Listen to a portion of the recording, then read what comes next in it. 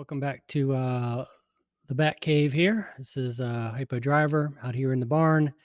Got tonight a chance to look at, unfortunately, another shunt that somebody had on track. So this time we're looking at C7 Carbon 65 Grand Sport, beautiful car.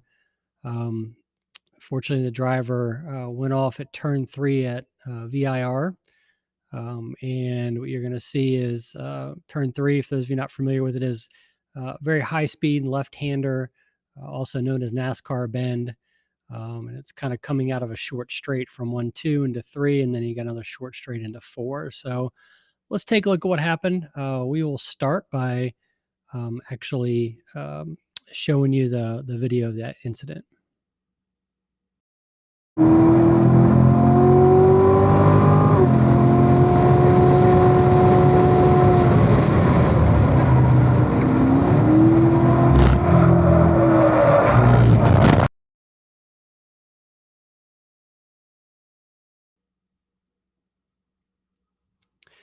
All right, so now that we've seen what happened in kind of normal speed, a couple things I'll say right off the bat. I could see from the video the car was yawing very early into the corner. You can actually see where it's starting to rotate, going into well before you get to the apex, kind of after turn in. So let's take a look at what happened. We're going to look at it from a couple different angles, see if we can't figure out what went on. Here we've got for our first display, we're looking at just accelerator, brake, speed, kind of the three basic channels to start with. Down here, we have the video of the session. Over here, we have the map. You can kind of see where the incident happened, and then they pulled them back to pit lane. And we've got some other displays we're going to bring up here in a second. But let's start here, kind of back coming out of turn 2. So, the driver's accelerating from turn 2 into turn 3. You can see it's never quite commits to full throttle. Usually you would be, at full throttle coming out of 1, 2 and heading towards 3, but he's moving right along, doing about 93 miles an hour. And then we see him lift at really about where you want to, like right at that curb there is really about where you want to lift. And then a big brake. Now, it's tough to say, the braking channel on these cars, it's pedal position. So the fact that it looks like 65% brake could be a long pedal, could be pads that were low, could be any number of things. But, pretty significant brake here. And then he stops braking, kind of right about the right place, almost near the end of the curb, and has slowed down quite a bit. So he's down to 65 miles an hour now. And here he turns in and immediately goes back to the throttle. So that's good. I'll say you always want a little bit of throttle going through turn 3. You want to keep the back end nice and planted. But what we're seeing here is that's ramping up really quickly. And you can see before he even gets to apex, we're up at 65, 66, nearly 70% throttle. To me, that feels like a lot of throttle. And like I said, from the video, it looks like the car is starting to rotate. But let's take a look at that in our handling chart. If you've seen my video where I talk about quantifying handling and using yaw, what we're going to do is use that same technique here. So I'm going to flip over to this display. And what you're looking at here is this kind of purplish line is steering angle. This bluish line is yaw rate. Under most normal circumstances, they're going to track pretty much right with each other. This green line is me quantifying understeer and oversteer. So 0 is here, up is oversteer, down is understeer. Up is oversteer, down is understeer. And what you can see is right about here, about the 2,700 foot mark, they start to diverge. Okay, and very quickly it ramps up. And what you're seeing is the steering angle is slightly decreasing, but the yaw is continuing the same or even increasing slightly. So basically, the car is starting to step out at this point, and you can see it very evidently in this oversteer chart as it really goes kind of up off the graph here. For me, I think I've said this before, Plus or minus 4 on this oversteer angle is kind of where I'm happy as a driver. Here we're up at what? I don't know, 12 at this point. So let's look at what else is going on in the car. But clearly, you can see at this point the car is starting to rotate. So I'll go back to this 2,700 foot to probably somewhere around the 2,800 foot and look at what's happening. I'm making a big deal about the distance markers because the way I'm comparing these, they're actually not synced between that chart and this chart. So just because I click at 2,700 here, I won't be at 2,700 back on this other chart. So let's take a look at that. All right, so 2,700 feet is at, again, about 70% throttle, and we're closing in on the apex. Now, let's look at what else is happening with the car at this point. So I'm going to kind of drag over this other display that I have and look at a couple of things. So I have a horsepower chart. This works on cars that have an engine torque request channel.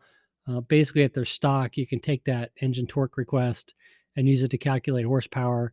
So you can see at this point, the car's putting out about 267 horsepower at this point. RPMs are up there a good bit. And what we're starting to see is with this wheel spin channel, you're starting to see the rear wheels starting to spin up relative to the fronts. You're going to have a little bit of that anyways in a corner. So, this kind of 1.5, 2 miles an hour is okay. But as you see, it's continuing to creep up here. So at 2,700 feet, it's about 2. As we get past the apex, it's going up again to 3. So again, you're seeing this trend of wheels are starting to spin up, putting a lot of power into the car. You've got a lot of G load. So 1.25 Gs, 70% throttle, 300 horsepower roughly. And the tires are starting to spin up. So let's look at this in a little more detail here in a second. We can actually look at the individual wheel speed data. So he has this in his car. And here, what you're looking at is actually the wheel speed data. So the blue and the yellow lines are the rear tires. The green and the red are the front tires. You're going to see a speed difference between the inner and the outer wheels because you're going through a corner. But again, here you're seeing, this big difference, this growing difference between the rear speeds and the front speeds. And you're also seeing that this left one is starting to jump up and down. So it's starting to spin up a little bit.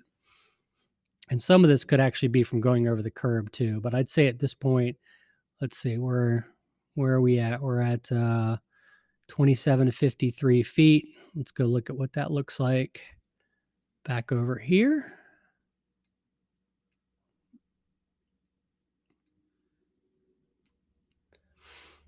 And yeah, you're pretty much right up on the curb at this point. So that's probably exacerbated it that you're getting a little more wheel spin because of it hopping over the curb. But I'd say by that point, the rear wheels are already starting to spin up. So I think that the big question I'm trying to figure out looking at this is 70, 75% or 73% throttle in the middle of turn 3 too much in a grand sport? And so I thought, well, it seems like maybe he's done this before. So let's go ahead and start comparing 2 laps. So this is a prior lap, same driver, same track, same day. We're going to overlay them. So here you can see on that prior lap, he went up with the gas, but he kind of held it lower and actually let a little bit off as he went through the apex. You can also see from a speed perspective, his speed was a good bit lower, 3 miles an hour lower going through the corner. So that's definitely a difference. So it feels like maybe he was on the edge a couple of times, but probably stepped a little bit out over the edge at this point. The other thing I'll say is this really, for me, I know I'm not the world's best driver, but this isn't how I go through turn 3. The way I go through turn 3, and we'll show you on the data in a second here, is well, actually, let's just show you the data. Let's go ahead and add this yellow line and the yellow line video. And this is me in the Grand Sport back when it had a stock motor. So this car had different tires on it, had some suspension work. So it's not exactly apples to apples, but it is a C7 Grand Sport. And a couple things you'll notice is my braking is much lighter. Okay, so I tend to do kind of more of a brush of the brake. I tend to feel like it's a longer braking zone, but just trying to slow the car without really upsetting it before turning for turn 3. And then you see, I turn in and then I immediately get back to some gas, but I'm keeping the throttle a lot lower. My goal was to really have closer to maintenance throttle as I'm going over those curbs, and really don't start to feed the throttle in until I'm past that apex and I'm off those curbs. So, again, just for comparisons, let's take a look at the horsepower. And again, you can see here comparing these three lines at the same point on track going over the curb. Um, the other driver in his lap where he had an incident, 300 horsepower he's trying to put to the ground. Prior lap was only 180, so a relatively small change in throttle position, but a big change in the actual power output by the car. And a lot of that's RPMs. If you see here, he's got 300 or 200 more RPMs in the car, a lot more throttle position. And again, same thing with me. I'm only putting down about 200 horsepower going across the curb. And then I start adding in the throttle. And really, as you get the car straightened up, get back to full throttle to really hammer that run down to turn 4. So, in this particular case, it looks like it's fairly straightforward. It's just a function of using too much throttle through the turn, spinning up the tires, exceeding the level of grip that's available, and unfortunately, that caused the back end to step out. Um, you can see here also looking at the data of actually when the incident happened. It starts to yaw, very quickly comes off the throttle partially, which is great. They didn't completely unload the car, but then, at this point is completely off the gas. So once you're off the gas, you've unloaded the rear end, the car's already coming around. You've really got no ability. It's really difficult. I won't say no ability. It's really difficult to actually save the car at that point because you've kind of exacerbated the problem by unloading it. I think if we'd have gotten some steering input sooner, maybe we should just add that channel in here. I think I had it on the other graph, but we'll add it in.